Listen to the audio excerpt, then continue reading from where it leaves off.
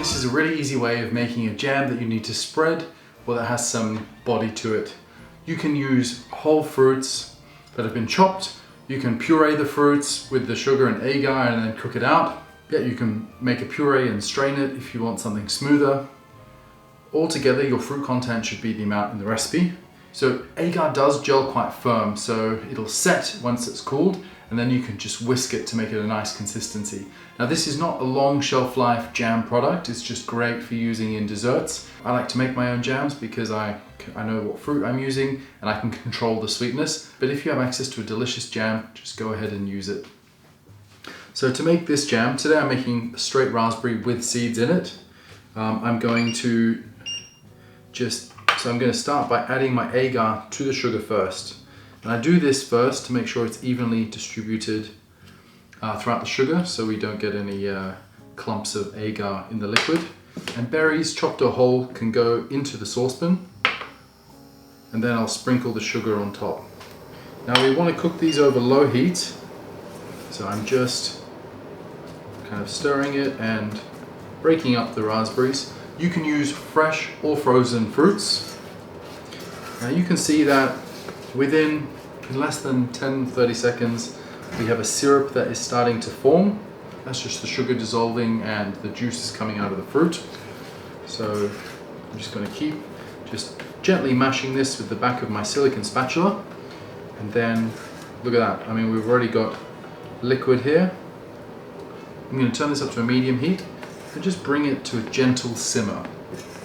Now agar does need to be activated, so we do need to simmer it for a couple of minutes for it to do its job. So as soon as this comes to a simmer, I also like to add a little splash of lemon juice. I think it just brightens up the flavor, gives it a little bit of acidity. Now we can see that we have a liquid here that is simmering away. So if you have a firmer fruit that isn't going to kind of break down as easily as strawberry or raspberry might, you can just puree all the ingredients together, the sugar, the agar and the fruit, just in a blender with a hand blender or a NutriBullet, and then just pour it into a saucepan and cook and bring it to a light simmer as I'm doing now. So you can see this is coming to a rolling boil and just stirring it so it doesn't catch. I'm going to let it boil for just a couple of minutes.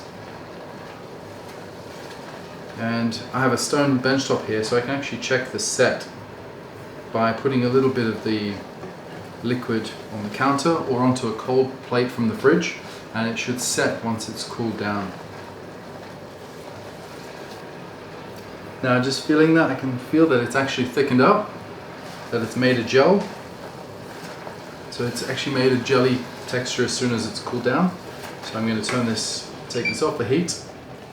We can pour that into a container and let it set.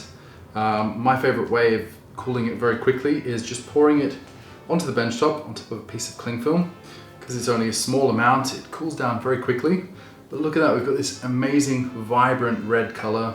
So we have maximum flavor, minimal sweetness,